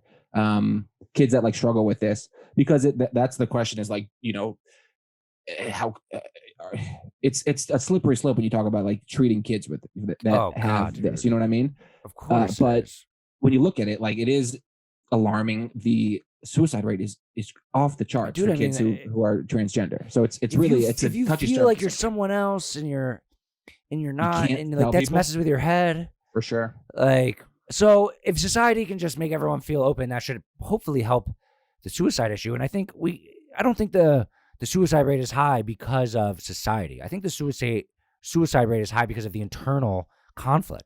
Yeah, but how much does society come into play with that? You know what I mean? Like, I don't think that much. I do. I mean, for sure. Then you think it's just an internal thing? No way. Yeah, I think it's mostly an internal issue. But I think that it's an internal issue because people are afraid to like come out or talk about it because it's not accepted. And if like you have a dick and you feel like you should have a vagina and boobs, that's an internal conflict. For sure. But like it's hard to talk about it or own up to it because you know that you're going to get ridiculed. And like most people don't understand it. A lot of people won't accept it. And there's a lot of people on the like far end of the spectrum that will like come at you and like, call you a liar. And if your parents are one of those people, then yes, the external might be a bigger. Even if it's not your parents, even if Ellen it's like you hear people like Ben Shapiro talking about it. Yeah, Ellen Elliott Page, her community is obviously accepting, very liberal, right? Yeah. So she didn't have any issues with it, and sure. she only got praise. And I think the problem is if you take that praise and you put it on an 11-year-old. And they are not fully developed, and they think it's such a good thing, and then they, I think part of the suicide rate is people who transitioned, and then it's people. It's like the kid. They made a mistake. Kids are like 9-year-olds aren't transitioning, but it's a lot of kids. You should not transition until you are 18, I think. But a lot of kids that are struggling with it. I mean, it's a heavy subject matter. It's heavy, hard to talk about. It sucks, and like there's no quick fix because it's hard to understand. You see it both ways. But yeah, pumping a kid full of hormones who's 8 years old, who's confused. That's not good. No. I always think about even like being say you are gay, right? I'm straight. Like I thought girls were so weird when I was like 9, 10, 11. Like you have these weird feelings in a regular puberty growth period in your life where it's awkward enough. And if there's other feelings involved in that are counterculture, that's even weirder. But like, confusing. I don't even know. Like, it's confusing. So like, you should wait and at least until you're, I don't know, 17, 18. I mean, until you do anything with hormones or anything like that. And yeah, I mean, it's hard. It's hard. Yeah, we don't know. It's hard. I don't know. I mean, that's my It's opinion, also hard to like. It's confusing for like kids now. Like when we grew up, granted, it was like boy or girl. Now there's a billion things that people are taught about. And like I get why, but it's also like, doesn't that add to the confusion a little bit? I don't know. It's a huge outlier. I mean, most people are boys or girls, and they're boys or girls. Like, what percentage of people deal with this internal conflict? Right. And if it's a real internal conflict, if someone is schizophrenic, or if somebody is like, I mean, even depression is brought on by outside circumstances. How much of this internal conflict is brought on from outside sources? A group of friends that really is into this stuff, and that's your group of friends, and then you feel like, oh, well, this is my group of friends wants me to either be gay or in this world. Like, it's that's what happened with Joe Rogan, and he brought on that woman who said that transgender influencers are influencing kids to become transgender. They shouldn't do that. Now, if they could find a way to take the people who are already having these problems and then help counsel them through them, that's one way to influence. But if you are just going out to swaths of girls or boys and saying, "Hey, it's great to change your I don't think that's what biology," they're saying. I don't think it is either. Yeah, but I think it's kids that are kids are impressionable. So like some kids are getting persuaded to do that. Some kids are getting influenced to do drugs early. Some kids are getting influenced to, be racist, whatever it is. Kids are going to be impressionable, and there's going to be people that are putting their opinions out there or their content out there. So like, I think that comes down to, it's like, I have a baby. I don't know. It's weird to think about when she's going to be a teenager, but like, how do you control that? How do you control, like, you can't really control what they take in, but you got to just make sure they have a good head on their shoulders so they're not it just comes, exactly. That's what I feel like. That's what it comes down to. Just as long as they have a strong foundational core of loving themselves and being proud of who they are, then they can deal with that stuff. And that just goes for anything in life. That goes for anything in life. For sure. So let's go to the next one with Brandon real quick. What did you mean by what do you want your vagina to look like? No clue. Like I just know vaginas two all options. look different. Vaginas all look different. Like some have like longer clitorises than others, like camel toes. Brandon, they all this is a grotesque question, dude. So camel toes have to do with pants. They all look pretty much the same. So that's all right. But anyway, what's your next big bite? Yeah, that was gross. It's like, wow. Yeah. Wow. Whew. All right. Okay. All right. Number 2. What is one thing that people always misunderstand about you? It's easy for me.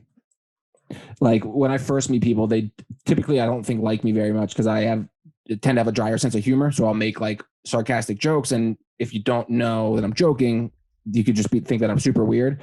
So whenever I start a new job, I notice it in particular where like I don't have friends at first because nobody can kind of figure it out. And then one or two people will understand that I'm joking and kind of start to understand the sense of humor. I feel like you also don't let people into your circle super easily. Yeah, I think that's fair. That's I love the story. When we first were part of the fraternity, we were in the same pledge class. So the first night you hang out literally 24 hours. You said you weren't so sure about me at first. Yeah. Oh, for sure. And clearly I was the fucking coolest guy. Well, I mean, I think but if it took that long to warm up to me, it's like, I think it's probably a good trait. Yeah. I think that's fair. Like I have a bunch of people, I guess a smaller amount of people I'm very, very close with. And then, a bunch of people that I love or whatever, but it's not, I guess I don't let people in too easy, but I'm always misunderstood, especially at first. Again, it's like, is he joking? Is he a dick? Is he stupid? Like, what are these things that he's saying? And then typically I always hear it like a year later, like we were so confused. We had no idea what was going on with you. And then one thing I'm always interested in is I have a lot of people our age, work is a huge part of their life. Like my work situation is different because I'm the boss. How important are those relationships with your coworkers professionally? And I mean, I don't think you're probably looking for a new group of friends, but what if there's like the 4 coolest dudes ever and they would would be your friends? Would you go out with them? Or how do you look at the workplace and the relationships? That's a good question. I mean, it depends on like what you're looking for. There's some people who I have a really, really strong professional relationship and we work together a lot. We work together really well. And there's a lot of give and take there, feedback, all that stuff is there. But outside of work and from a personal standpoint, super civil and friendly, but not we don't have a lot in common. And then there's other people who I would say my closest friends at work are typically not people I work with day in and day out, just people that I share common interests in. And it's important to have both. I think in my last job I had, it's important for you to have both types of friends. Yeah. At work, because to make your experience at work better.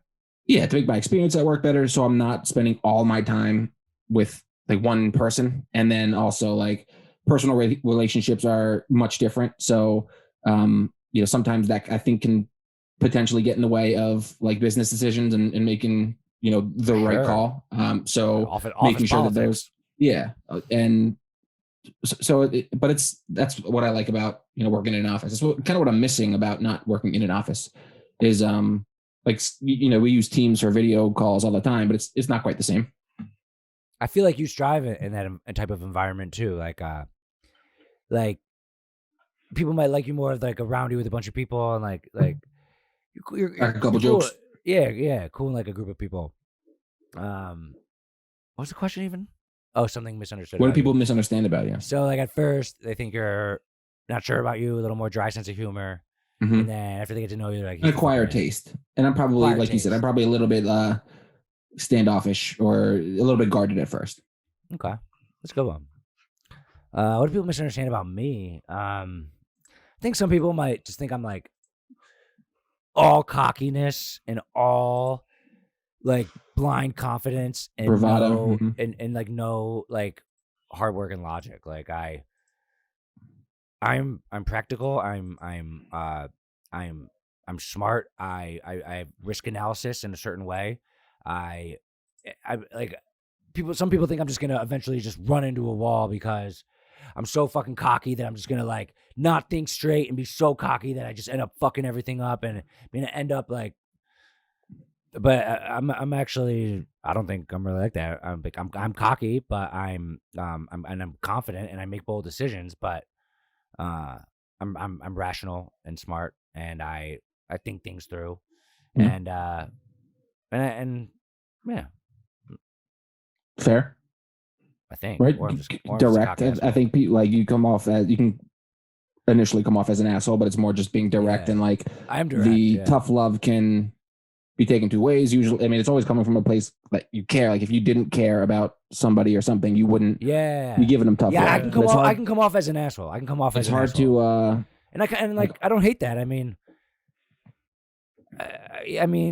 it's not a bad thing. I'm not an asshole. Like I'm a kind person. I want people to be happy, but like also I don't, if I can't control something, like I don't give a fuck. Like like this person's having a problem. I don't know them. I don't know. Like how can I help them? I don't know. I help people in my circle more than I do like. I don't give to homeless people, or I don't usually do the $1 at the grocery store or something. Like they're like $1 for, like. I'm thinking more like if you see somebody that you're close with, or you care about, like not living up to their potential and not doing what you know they could do to be better in whether it be like socially or professionally, whatever it is, like you're always you'll call it out and just like bluntly say it as it is, which is again a good thing, because if you didn't care about the person, you just wouldn't say anything. Yeah. So if you address it, it's like, hey, that's true. What the fuck was that? If I address it, then you're in this type of circle of mine. Right. But it can, honored. If you're not used to it, and I think a lot of people aren't, then it can be like, all right, asshole, just let it be. You know? Yeah. Yeah. I think absolutely. It's a good thing. I'm very direct, and I'm very direct, and I especially for a business owner. I go straight in the reason I'm like that in a more social settings, I think is because I've trained my mind to just find the truth so quickly, and like just I have a like a jet stream to the truth, and that's the way I've made my brain work. Like I don't have any cobwebs. I don't have any cobwebs that like I've just trained my brain to be like zoom, zoom, zoom. So like if in a conversation, you're having a beer, like something comes up, I just like that's how I've trained my brain to work, to be like zoom. They're like, oh yeah, so like your dad's a dick, and they're like, whoa, yo, like well you just said like. Oh, so like, yeah. No sugarcoating it. Yeah. And I actually had this like psychologist on my podcast, and I said to that, I said a lot of people sometimes think I'm an asshole because I'll be direct with them. Like, do you have any advice? She said one thing you can do is like ask for permission. She said if you say, hey, can I tell you something? So I've been trying to. I don't have too many of these situations in my life, but I've been trying to, if I care and if I have an objective, the goal is to get to the objective, and I need to find the best way to get to the objective. So if sometimes that is dancing around or sugarcoating it, like the objective is the objective, and I'm trying to figure out the best way to get there. And sometimes I think direct is usually the best way, but it's something I'm working on gaining. Yeah, you can always use a little bit more tact, but like the intention is always good. Yeah. Yeah, and like asshole is like such like a negative word, but like I'm kind, I'm loving, I care about the people around me, and like all the best coaches are assholes. I don't take any bullshit. Yeah, and like Brandon cut out all the mean stuff I said in his weight loss video and only put the nice stuff. But I said to you, man, if you're gonna lose this weight, on purpose. Yeah, you did. And I said, if you're gonna lose this weight, you got to go out of your comfort zone. You went to the gym, you walked half a mile. You got to fucking be walking out of there like this, breathing heavy, and you're like, all right. But that's what you got to do, and you can't cut this, by the way. Okay. Yeah, and you're not alone there, Brandon. I had conversations like that with him. But again, if he didn't give a shit, he wouldn't say anything. Yeah. Like, but he wants the best. Yeah, I had a coach like that said the same thing. He's like, if I'm not like getting on you, like a third stringer, fourth stringer, he's like, I don't care if you do better. Like, or I know you can't do better. But if I know you can do better and you're not, then I'm gonna call it out. Yeah. Yeah. And the worst thing you can do so even with, like, say I have an employee and the employee is not living up to the standards, the worst thing I can do is nothing, right. or fire them out of the blue. Because that's now a bad business owner would avoid the conflict of firing them out of the blue, and they would avoid the conflict of talking to them. That's why they suck at business. You have if you're good at business, you have to have some type of, this is bad, it's got to go, or like you got to do something about this right now. Fix it. Like, yeah. You got to fix it, or else your business will suck. I have a strong business, and if I have a weak link, I will focus on it, and I will think about, how do I go about this? If it's some different people need to be treated differently, some people, but the easiest thing to do is nothing, and that's not a fucking option in business or football coaching. If you have an offensive lineman who's not doing something right, what are you just gonna let him just keep doing stuff wrong? If you want to lose the game, but if he's going off sides, like, you can yell, you can bring him into the film room and talk to him, but you can't just let him keep fucking the team up. And that is why a lot of people don't like business. They don't like this world of like but that's why any good business owner has to be able to deal with this. And it's uncomfortable. I don't like conflict. But I know that a strong mind and a strong person and a coach or a business owner, they have to be somebody who has the ability to be comfortable and deal with conflict. Mm-hmm. And if you avoid it at all costs, then you can't do it. You're just either gonna fail, or you're not even gonna start in the beginning. So it's with human beings, it's inevitable. So I always think of where I have to do it sometimes. Whenever it's like an uncomfortable conversation or something like that at work, I always think of it as like going to the dentist. Nobody likes going to the dentist.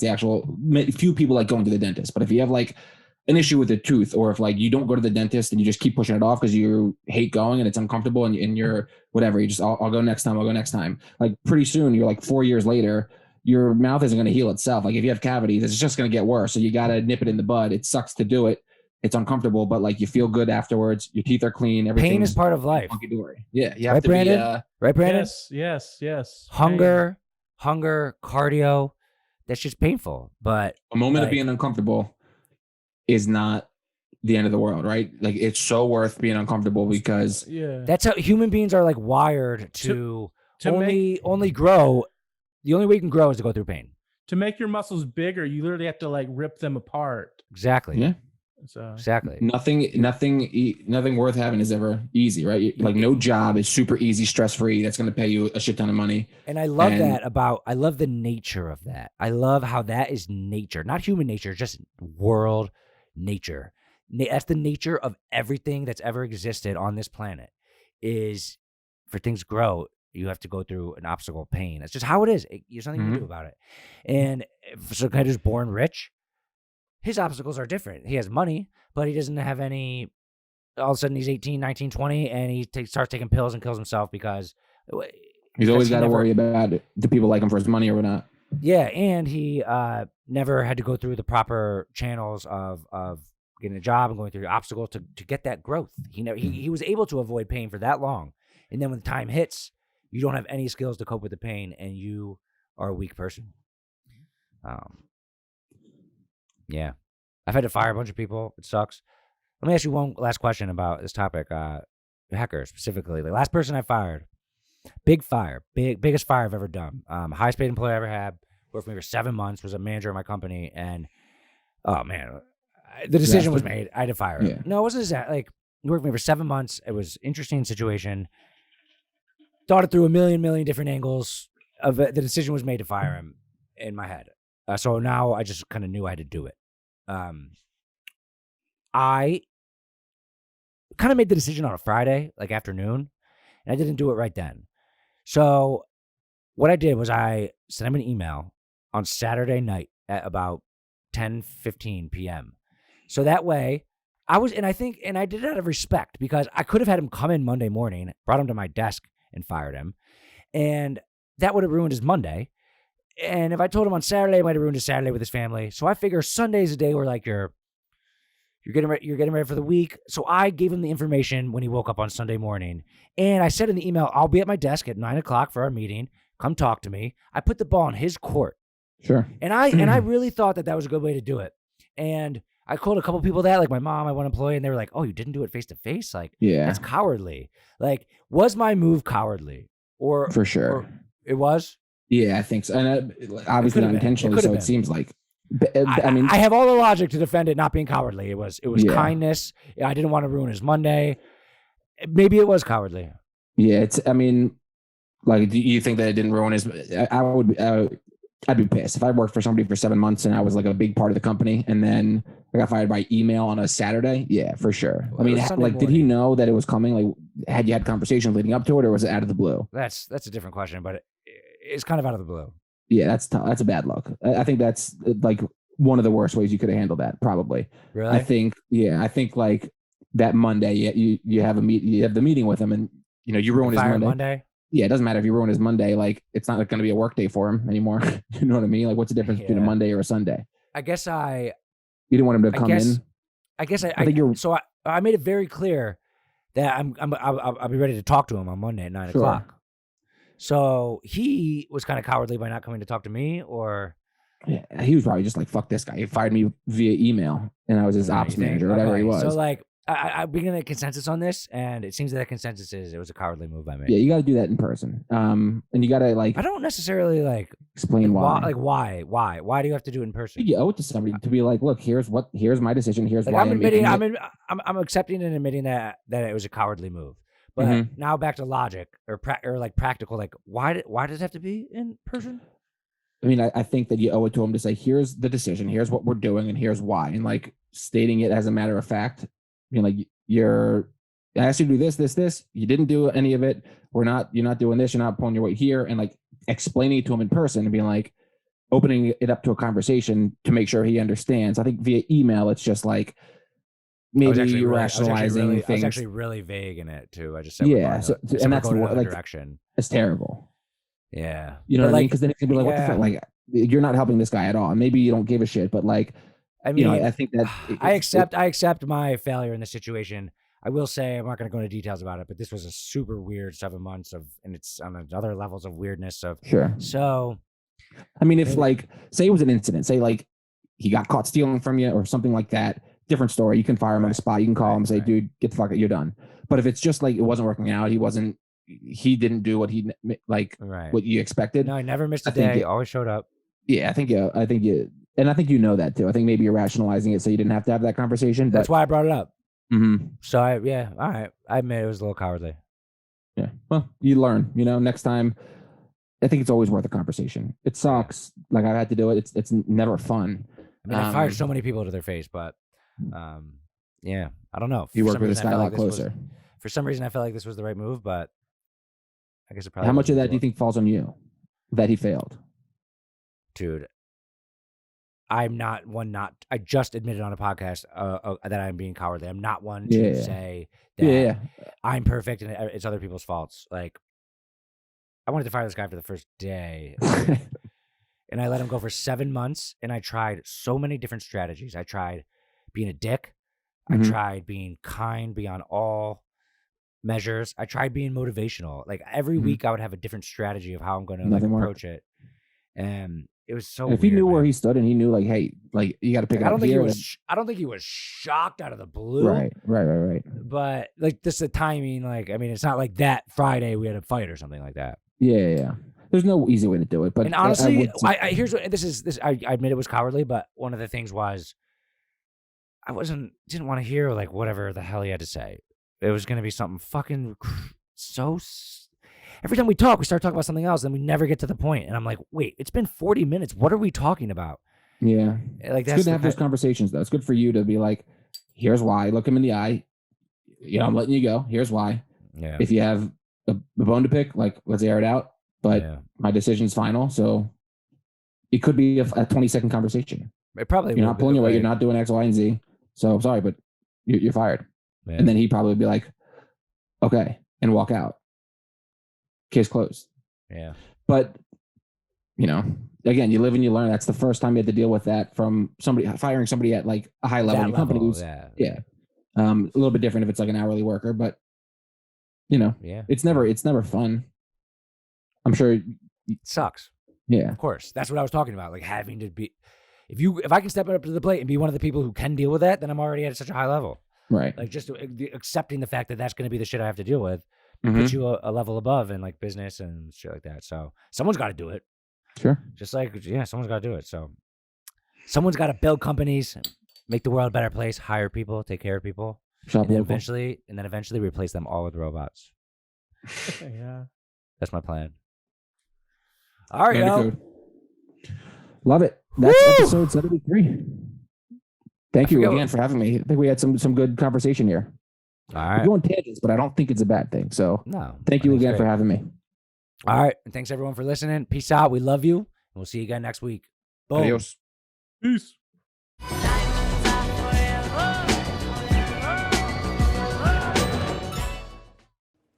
Have you ever heard a better podcast in your entire life? Take that, Joe Rogan. Best podcast you've ever heard. Get more podcasts right here and subscribe to the show too while you're at it. Thanks for watching. I really appreciate you. Honestly, I love you.